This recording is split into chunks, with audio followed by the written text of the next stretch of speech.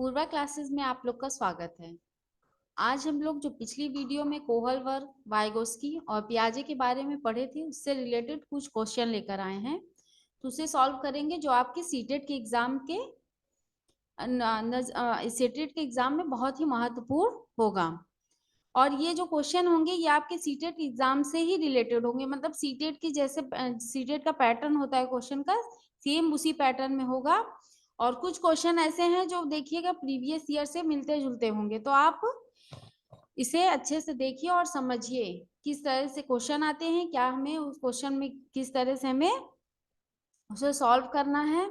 और अगर आपको ये वीडियो अच्छी लगती है तो आप लाइक करिए, शेयर करिए एंड सब्सक्राइब करिए। उससे पहले मैं बताऊंगी कि ये मेरा जो चैनल है ये नया चैनल है, तो आपको अगर जो भी इस वीडियो में कमी लगे तो आप उसे कमी मतलब उस कमी को बताइए और कमेंट बॉक्स में उसे जाके बताइए। उससे हमें ये मोटिवेशन मिलेगा कि हम आपके लिए इससे भी अच्छी बेहतर वीडियो बनाने का प्रयास करें। तो आइए चलते हैं हम लोग अपने प्रश्न की ओर।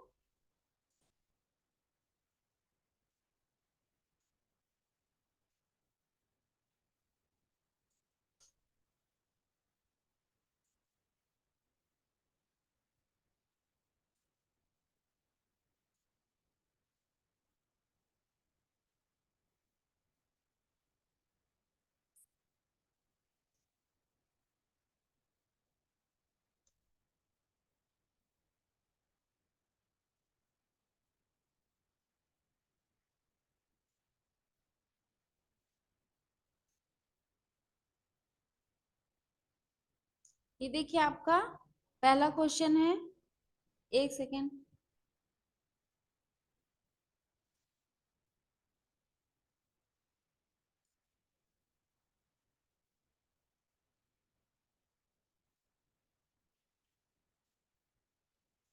आपका पहला क्वेश्चन होगा, लॉरेंस कोहलबर्ग के सिद्धांत में कौन सा स्तर नैतिकता की अनुपस्थिति को सही अर्थ में सूचित करता है।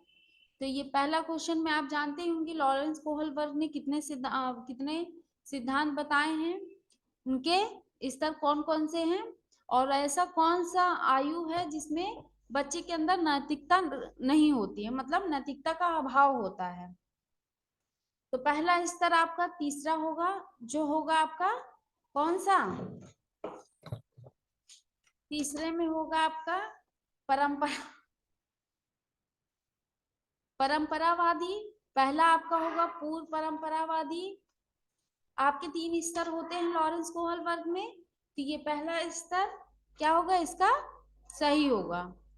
क्योंकि ये इसमें क्या होता है, बच्चा क्या होता है जन्म से ही क्या करता है, जब जन्म होता है बच्चे का तो उसी टाइम से, और जन्म से 2 वर्ष का होता है पहला स्तर उसका, जो पहली अवस्था होती है उसमें बच्चे की क्या होती है, नैतिकता का अभाव होता है। उस टाइम बच्चे को ये नहीं पता होता है कि कौन क्या सही है क्या गलत है। ठीक है।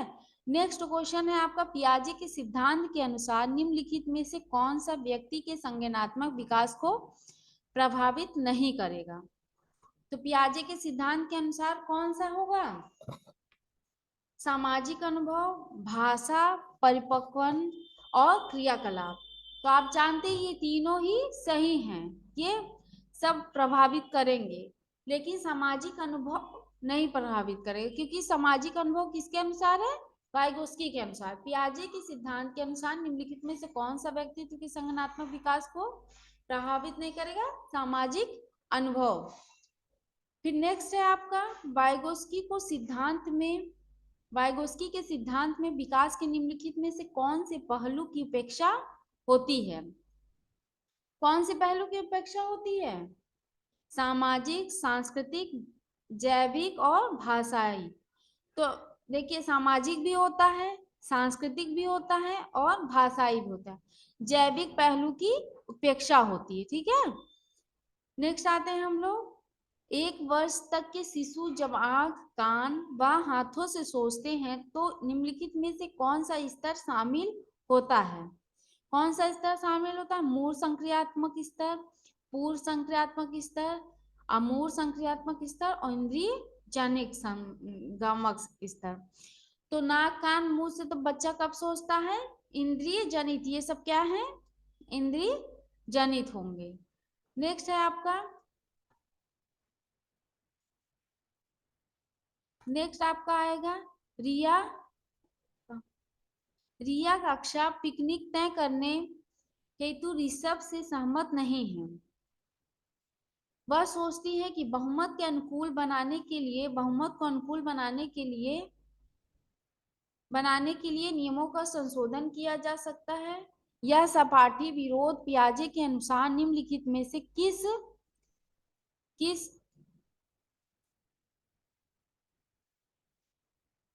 किया जा सकता है? यह सपाटी विरोध पियाजे के अनुसार निम्नलिखित में से किससे संबंधित है? विषमांग नैतिकता के, संज्ञानात्मक अपरिपक्वता के, प्रतिक्रिया सहयोग की नैतिकता के। तो किससे रिलेटेड होगा? देखिए, रिया कक्षा पिकनिक तय करने की तो ऋषभ से सहमत नहीं है, जो और वह सोचती है कि बहुमत के अनुकूल बनाने के लिए नियमों का संशोधन किया जा सकता है। यह सहपाठी विरोध किसके अनुकूल नहीं है? पियाजे के अनुसार निम्नलिखित में से किससे संबंधित नहीं है? तो ये आपका होगा विषमांग नैतिकता, संज्ञानात्मक परिपक्व, प्रतिक्रिया सहयोग की नैतिकता। देखिए, जो पियाजे हैं वो क्या करते हैं, ये तीनों मानते हैं, लेकिन सहयोग की नैतिकता के अनुसार उनका ये नहीं होगा। ठीक है, तो नेक्स्ट है आपका सहयोग की नैतिकता नहीं है। नेक्स्ट आएगा निम्नलिखित में से कौन सा वाइगोत्स्की के सामाजिक सांस्कृतिक सिद्धांत पर आधारित है? तो कौन सा है? सक्रिय अनुकूलन, पारस्परिक शिक्षण, सांस्कृतिक निरपेक्ष संज्ञानात्मक विकास, अंतर्दृष्टि पूर्ण अधिगम। तो इसमें से कौन सा होगा? आपका सेकेंड वाला होगा। कैसे? पारस्परिक शिक्षण, क्योंकि इसमें क्या होता है? पारस्परिक शिक्षण। निम्नलिखित में से कौन सा वाइगोत्स्की के सामाजिक सांस्कृतिक सिद्धांत पर आधारित है? पारस्परिक शिक्षण, क्योंकि इस टाइम क्या होता है, बच्चे आपस में ही क्या करते हैं, मतलब दोनों तरफ से शिक्षक का भी विचार का आदान प्रदान होता है और बालक का भी। तो इसमें क्या करते हैं, जो शिक्षण होती है उस टाइम पे किस पे आधारित होती है? पारस्परिक शिक्षण पे। सामाजिक सांस्कृतिक सिद्धांत पर आधारित क्या होगा? सक्रिय अनुकूलन नहीं होगा, सांस्कृतिक निरपेक्ष संज्ञानात्मक विकास नहीं होगा, अंतर्दृष्टि पूर्ण अधिगम। क्योंकि इस टाइम पारस्परिक शिक्षण मतलब क्या होगा? एक दूसरे से जो भाषा का आदान प्रदान होता है या विचारों का आदान प्रदान होता है, उसे ही क्या करते हैं? पारस्परिक शिक्षण बोलते हैं।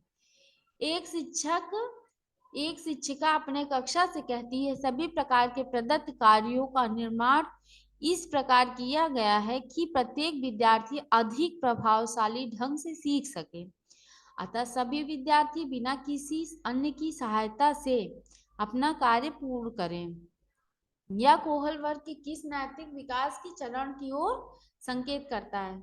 देखिए, एक शिक्षक है जो क्या करती है, बच्चों को क्या, बालकों को क्या देती है? प्रदत्त कार्य मतलब कार्य देती है कि वह प्रत्येक विद्यार्थी अधिक प्रभावशाली ढंग से सीख सके। मतलब जो बच्चे हैं वो अधिक प्रभावशाली ढंग से सीख सके।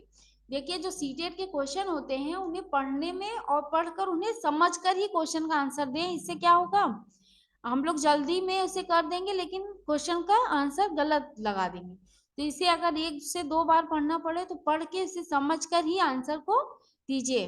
तो इसमें क्या समझ में आ रहा को सीख सके। अतः सभी विद्यार्थी बिना किसी अन्य की सहायता से अपना कार्य पूर्ण करें। मतलब किसी की सहायता न लेते हुए विद्यार्थी अपना अपना पूर्ण कार्य करें।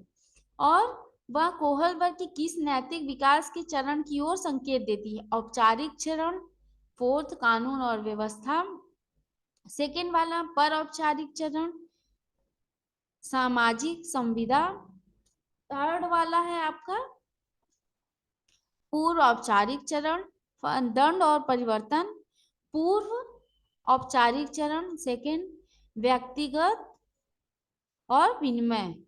तो देखिए आपका औपचारिक चरण कानून और व्यवस्था के अंतर्गत आएगा। औपचारिक चरण कैसे? ये क्योंकि औपचारिक स्कूल में दिया जा रहा है तो एक टाइम के अनुसार दिया जा रहा है, और कानून और व्यवस्था के अंतर मतलब वो जो स्कूल के नियम होंगे उनके अंतर्गत ये जो भी कार्य दिए जाएंगे उसके अंतर्गत होंगे। तो आपका जो पहला चरण होगा ये आपका सही होगा। करनैल सिंह कानूनी कार्यवाही तथा खर्चे के बावजूद आयकर नहीं देते। वे सोचते हैं कि वे एक भ्रष्ट सरकार को समर्थन नहीं दे सकते, जो अनावश्यक बांधों के निर्माण पर लाखों रुपए खर्च करती हैं। वे संभवतः कोहल वर्ग के नैतिक विकास की किस अवस्था में हैं? देखिए इसका क्या होगा आंसर, देखिए परंपरागत, पश्च परंपरागत, पूर्व परंपरागत, परापरंपरागत। इसमें देखिए ये क्वेश्चन जो है ये सीटेट में बहुत बार पूछा गया है, तो इसको हम लोग ध्यान से पढ़कर इसका परंपरागत में नहीं आएगा। फिर उसके बाद पश्च परंपरागत, पूर्व परंपरागत आपका जन्म से 2 वर्ष चलता है। परंपरागत आपका कितने से कितने साल तक रहता है? 10 से 13 वर्ष तक रहता है। और परंपरावादी ये देखिए ये जो होगा ये किशोरावस्था से अधिक की उम्र का होगा। तो हम ये होगा आपका पश्चिम, मतलब इसमें कोई भी ऐसा कोई नहीं होगा जो क्या करे, ये कानून की व्यवस्था और उसको नहीं मानते हैं। ये सार्वभौमिक नैतिकता या परोपकार दूसरे का भला जरूर हो ये नहीं समझते। ये क्या करते हैं, सामाजिक अनुबंधन अपना हित देखना सोचते हैं। ठीक है, तो आपका नेक्स्ट आएगा क्वेश्चन।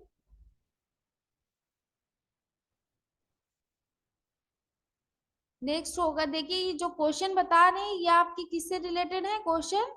सीटेट के जितने भी सीटेट में पूछे जाते हैं इसी प्रकार के क्वेश्चन पूछे जाते हैं, तो आप देखिए और अच्छे से समझिए कि इसी प्रकार से क्वेश्चन को आते हैं। नेक्स्ट है आपका निम्नलिखित में से संज्ञानात्मक क्रिया दी गई सूचना के विश्लेषण के लिए प्रयोग में लाई जाती है। किसके लिए प्रयोग में लाई जाती है? किसके लिए प्रयोग में लाई जाती है? वर्णन करना, पहचान करना, अंतर करना, वर्गीकृत करना। संज्ञानात्मक क्रिया जो होती है वो किसके अंतर्गत आती है? संज्ञानात्मक वर्णन करना, पहचान करना और अंतर करना, ये आपका आता है अंतर करने। संज्ञानात्मक या विश्लेषण मतलब क्या करेंगे आप, किसी चीज का क्या करेंगे, विश्लेषण करके उसे अंतर करेंगे कि ये अगर कोई भी पक्षी है या कोई जानवर है उसके बारे में आप अंतर करेंगे कि ये पक्षी के अंदर होगा और ये जानवर, मतलब उसमें कौन कौन से अंतर है, इससे आप विश्लेषण करके उसे क्या करेंगे, संज्ञानात्मक मतलब अपने मानसिक में मस्तिष्क में उसे सूचना को ग्रहण करेंगे कि इसको जानवर के उसमें रखना और इसे पक्षी के। तो इससे क्या होगा, जब आप अंतर कर पाएंगे तभी ना उसको अलग कर पाएंगे। तो उसमें जब अंतर करेंगे तो आपको ये समझ में आएगा कि ये जानवर के आएगा और ये पक्षी के अंतर्गत आएगा। नेक्स्ट आता है क्वेश्चन, एक शिक्षक अपने शिक्षार्थियों की इस रूप में मदद करना चाहती है कि वे एक स्थिति की अनेक दृष्टिकोणों की सराहना कर सके। वह विभिन्न समूहों में एक स्थिति पर वाद विवाद करने के अनेक अवसर उपलब्ध कराती है। वाइगोस्की के परिप्रेक्ष्य के अनुसार उसके शिक्षार्थियों विभिन्न दृष्टिकोणों डैश करेंगे और अपने तरीके से उस स्थिति के अनेक परिप्रेक्ष्य विकसित करेंगे। इसके अंतर्गत कौन कौन से आएंगे, आत्मसंगत आएंगे, अतर्क संगत आएंगे, फिर उसके बाद आत्मसात आएंगे, फिर निर्माण आएंगे, फिर संक्रियाकरण आएंगे। तो देखिए जो आपका ये होगा क्या इसका, तर्कसंगत आत्मसात निर्माण संक्रियाकरण। एक शिक्षिका अपने शिक्षार्थियों के की इस रूप में मदद करना चाहती कि वे एक स्थिति की अनेक दृष्टिकोणों की सराहना कर सके। वह विभिन्न समूहों में एक स्थिति पर वाद विवाद करने के अनेक अवसर उपलब्ध कराती है। वाइगोस्की के परिप्रेक्ष्य के अनुसार उसके शिक्षार्थी विभिन्न दृष्टिकोणों को डैश करेंगे और क्या करेंगे, अपने तरीके से उस स्थिति के अनेक परिप्रेक्ष्य विकसित करें। तो उसमें क्या तर्क संगत ऐसा कुछ नहीं करेंगे, निर्माण करना ही नहीं है, वो क्या करेंगे, आत्मसात करेंगे। क्या करेंगे आंसर, जो आपका अवसर प्रदान करेंगे, तो उससे क्या होगा, उनके अंदर जो ज्ञान या शिक्षण ग्रहण करेंगे उसको क्या करेंगे, आत्मसात करेंगे, मतलब अपने अंदर रखकर प्रयोग में लाएंगे। तो उसे क्या कहते हैं, आत्मसात करना। नेक्स्ट आपका आता है वाइगोस्की के सिद्धांत का निहितार्थ क्या है। प्रारंभिक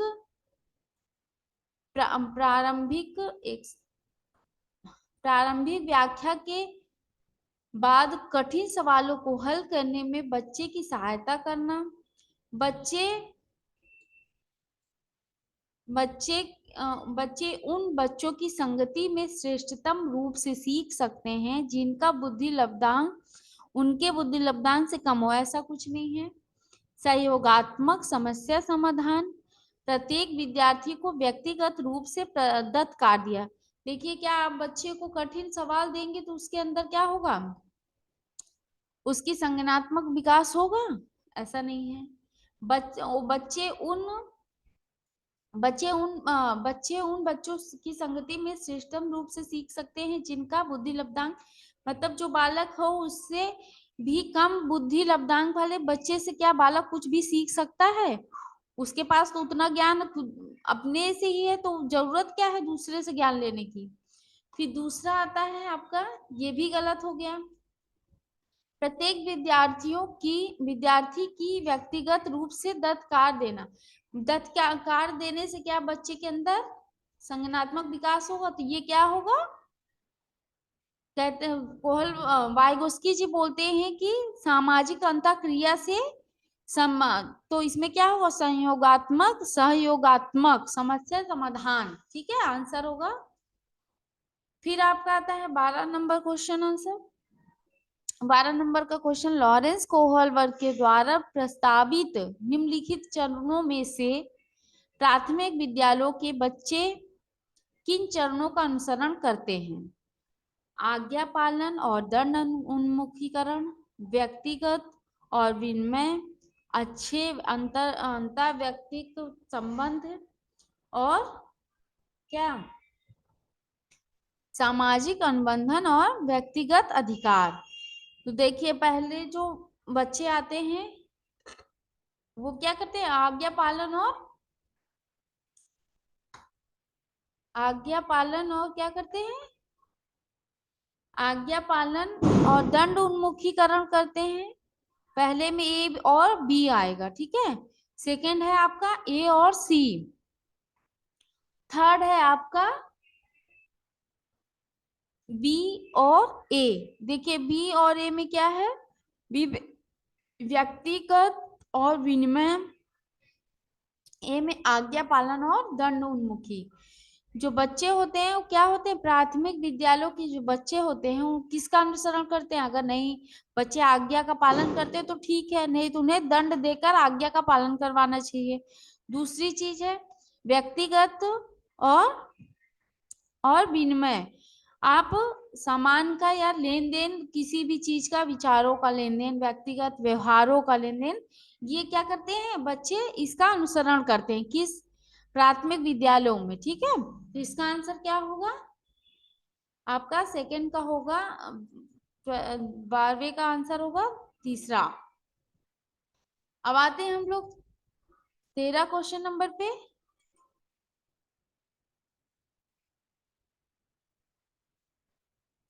विचार न केवल भाषा को निर्धारित करते हैं बल्कि उसे आगे भी बढ़ाते हैं, यह विचार द्वारा रखा गया है। विचार न केवल भाषा को निर्धारित करते हैं बल्कि उन्हें आगे भी बढ़ाते हैं। ये किसके द्वारा है? विचार भाषा को निर्धारित करते हैं बल्कि उसे आगे भी बढ़ाते हैं। या विचार डैश द्वारा रखा गया है। किसके द्वारा रखा गया है? जीन पियाजे। जीन पियाजे ने ऐसा कुछ नहीं दिया है। उन्होंने क्या बताया है? उन्होंने किसके बारे में बात की है?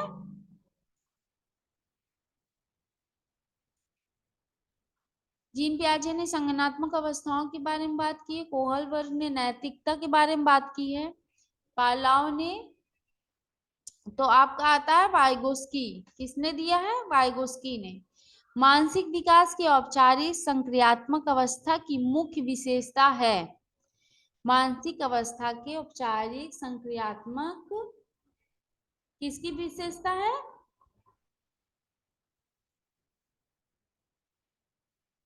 अमूर्त चिंतन, मूर्त चिंतन, सामाजिक चिंतन, अहम केंद्रित व्यवहार। औपचारिक संक्रियात्मक अवस्था किस उम्र की होती है? अमूर्त चिंतन में। देखिए इसी में क्या करते हैं बच्चे? अमूर्त चिंतन करना शुरू करते हैं। औपचारिक रूप से क्या होते हैं? संक्रियात्मक, मतलब औपचारिक रूप से सोचना शुरू करते हैं। या औपचारिक अमूर्त मतलब जो नहीं भी दिखाई देता उसके बारे में भी वो मानते हैं या बात करते हैं या चिंतन करते हैं उसके बारे में। ठीक है, अमूर्त ऐसा इसमें नहीं है। सामाजिक चिंतन ऐसा भी नहीं है। अहम केंद्रित व्यवहार ये भी नहीं है। कोहलबर्ग के अनुसार सही और गलत के बारे में बच्चे डैश चिंतन करते हैं। अलग आयु में अलग तरीके से, अलग चरणों में समान तरीके से, संदर्भ के अनुसार, अभिभावकों द्वारा प्रदत्त निर्देशों के अनुसार। देखिए कोहलबर्ग के अनुसार सही और गलत के बारे में बच्चे कब जानकारी प्राप्त करते हैं?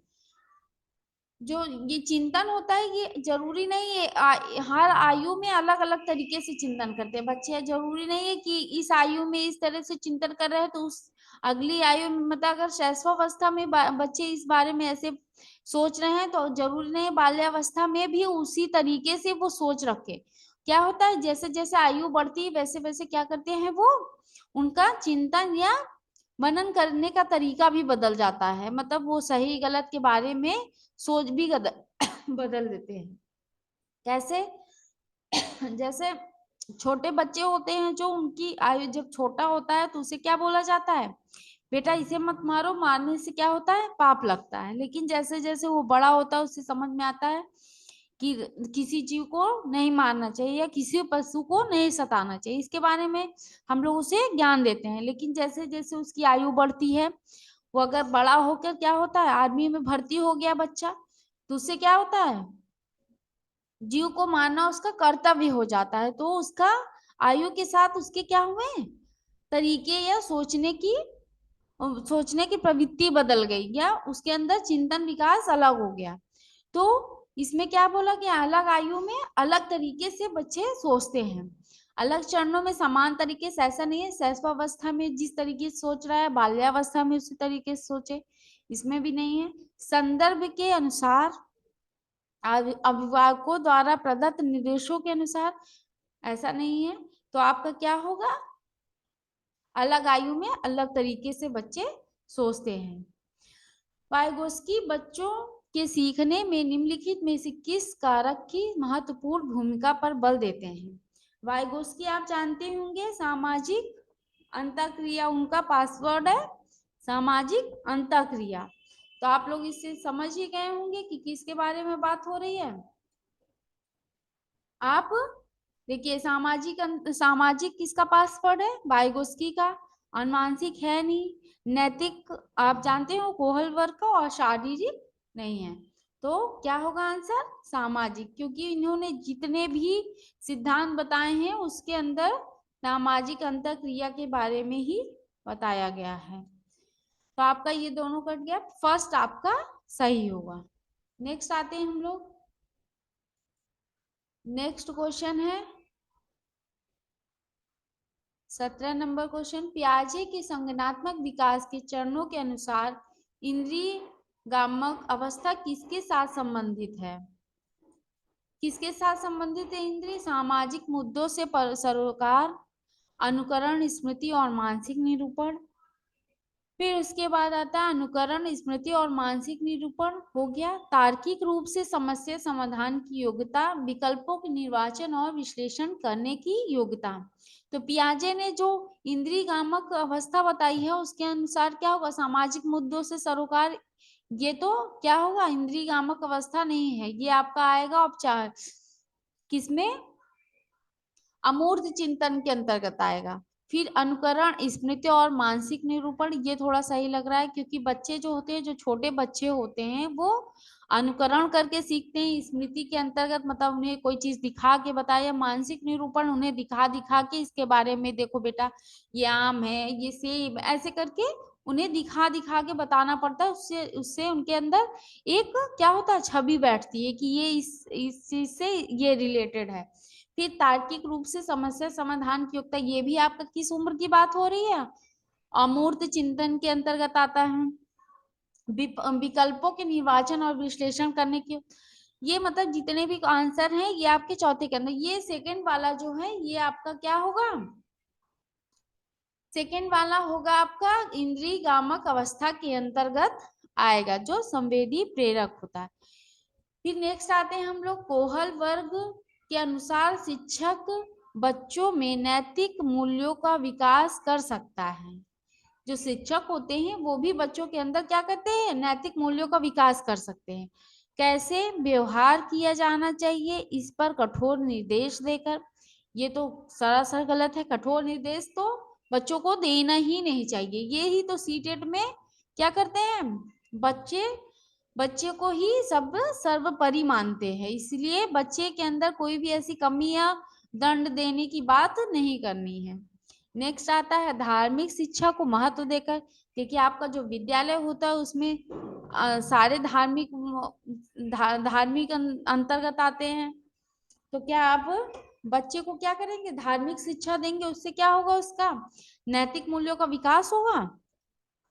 व्यवहार के स्पष्ट नियम बनाकर, व्यवहार में स्पष्ट नियम बनाकर आप बच्चे के अंदर नैतिक मूल्यों का विकास नहीं कर सकते। नैतिक मुद्दों पर आधारित चर्चाओं में इन्हें शामिल कर। देखिए क्या होता है, जब बच्चों का समूह रहेगा, बालकों का समूह रहेगा, तो उनके अंतर्गत क्या किसी ऐसी नैतिक बात छेड़िए जिसे, जैसे पशु को क्या करना चाहिए, सताना चाहिए कि नहीं, तो उसके बारे में बच्चों से क्या करिए, आप विचारों का आदान प्रदान करवाइए, मतलब विचारों से बताइए कि कुछ बच्चे कुछ और बोलेंगे, कुछ ऐसे क्या होगा, उसके बारे में चर्चाएं होंगी, तो उससे क्या होगा, बच्चे के अंदर नैतिक मूल्यों का विकास होगा।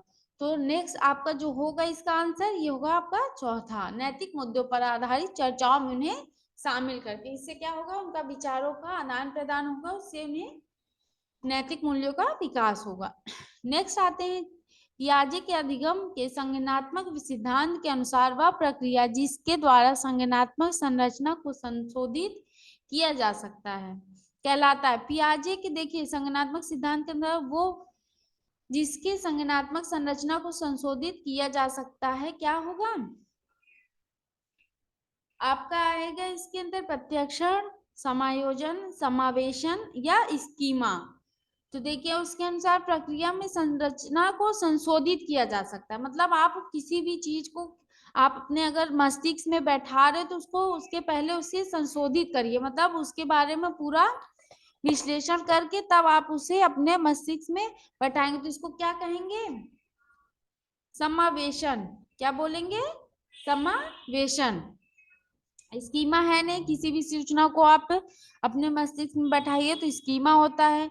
समायोजन में आप जानते होंगे कि किसी भी चीज का अंतर करके आप मस्तिष्क में उसे जोड़िए। प्रत्यक्षण मतलब आप सामने किसी चीज को देख के बता सकते हैं, ये नहीं होगा, आपका क्या होगा, संशोधित करके, मतलब समावेशन।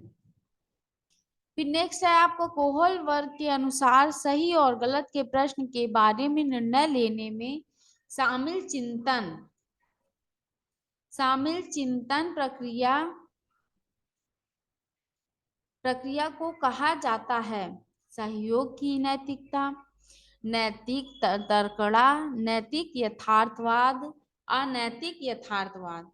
देखिए सहयोग की नैतिकता, कोहल वर्ग के अनुसार सही और गलत के प्रश्न के बारे में निर्णय लेने में शामिल चिंतन प्रक्रिया को कहा जाता है क्या? सहयोग की नैतिकता। नैतिक तर्कणा, नैतिक यथार्थवाद, अनैतिक यथार्थवाद। देखिए सहयोग की नैतिकता, इसमें कोई ऐसा प्रश्न नहीं है कि सहयोग की, इसमें चिंतन के बारे में बताना है, मतलब इसमें किस प्रकार से चिंतन का या सही गलत का प्रश्न उठाकर निर्णय लेना। तो तर्कणा के अंतर्गत क्या आता है? सही और गलत के प्रश्नों का निर्णय लेने के अंतर्गत कौन सा आएगा? नैतिक तर्कणा। ठीक है, ये आपका होगा। सहयोग नैतिकता नहीं होगा, नैतिकता, नैतिक यथार्थवाद नहीं होगा, सहयोग नैतिकता नहीं होगा, अनैतिक यथार्थवाद नहीं। अब आते हैं हम लोग नेक्स्ट क्वेश्चन पे, जो आपका होगा विचार न केवल, ये आप, ये तो हो गया। क्वेश्चन नंबर आपका होगा, चलिए 21 नहीं, 22 में आते हैं। बच्चे दुनिया के बारे में अपनी समझ का सृजन करते हैं, ये किसके अंतर्गत आएगा? इस सिद्धांत का श्रेय डैश को जाता है। देखिए बच्चे दुनिया के बारे में अपनी सृजन खुद करते हैं, ये किसके अंतर्गत आएगा? पार्लव के अंतर्गत नहीं आएगा, कोहल वर्ग के अंतर्गत नहीं आएगा, और स्किनर के अंतर्गत भी नहीं है, क्योंकि ये सब इन्होंने नैतिकता के बारे में बताई, इन्होंने व्यवहार के बारे।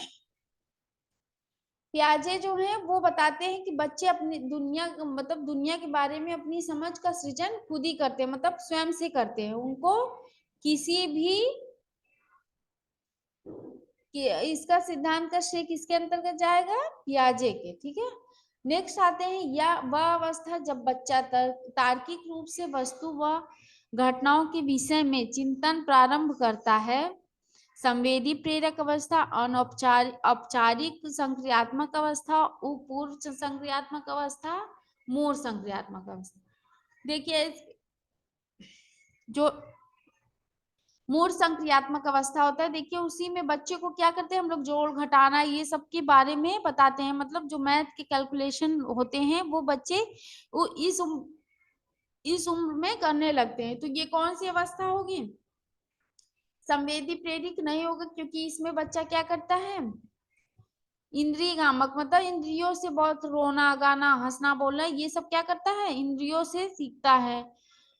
औपचारिक संक्रियात्मक अवस्था, ये आपका किस किस उम्र में आता है? किशोरावस्था में। पूर्व संक्रियात्मक अवस्था, ये आपका उत्तर बाल्यावस्था में आता है। मूर्ध संक्रियात्मक अवस्था, यही आपका सही होगा, ये भी गलत होगा और ये भी गलत होगा। अब बच्चों के बौद्धिक विकास के 4 विशिष्ट अवस्थाओं की पहचान की गई है। ये किसने बताया है? 4 विशिष्ट अवस्थाएं किसने बताया? कोहल वर्ग ने क्या दिया है? नैतिकता के बारे में। एरिक्सन ने मनोसामाजिक विषय के बारे में बताया है, और स्किनर व्यवहारवाद है। तो कौन है? पियाजे द्वारा कितने 4 अवस्थाओं के बारे में बताया गया। ठीक है, फिर आते हैं हम लोग नेक्स्ट, कौन कौन सी अवस्थाएं? संवेदी प्रेरिक अवस्था, पूर्व संक्रियात्मक अवस्था, मूल संक्रियात्मक अवस्था और अमूर्त संक्रियात्मक अवस्था। ये किसने बताया? पियाजे ने। 4 अवस्थाएं होती हैं। ठीक है, नेक्स्ट आते हैं हम लोग 25 क्वेश्चन नंबर पे। पियाजे के अनुसार निम्नलिखित में से कौन सी अवस्था में बच्चा अमूर्त संकल्पनाओं के विषय में तार्किक चिंतन करना प्रारंभ करता है?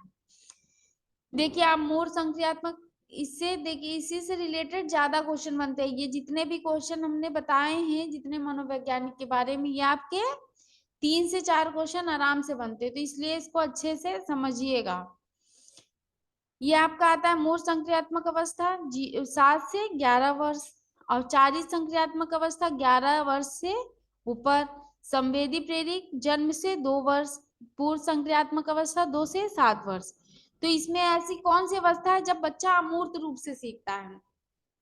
इसमें तो हो गया आपका क्या, मूर्त संक्रियात्मक जोड़ घटाना, इसके बारे में जब तक आप उसे लिखकर बताएंगे नहीं तब तक वो नहीं समझ पाएगा।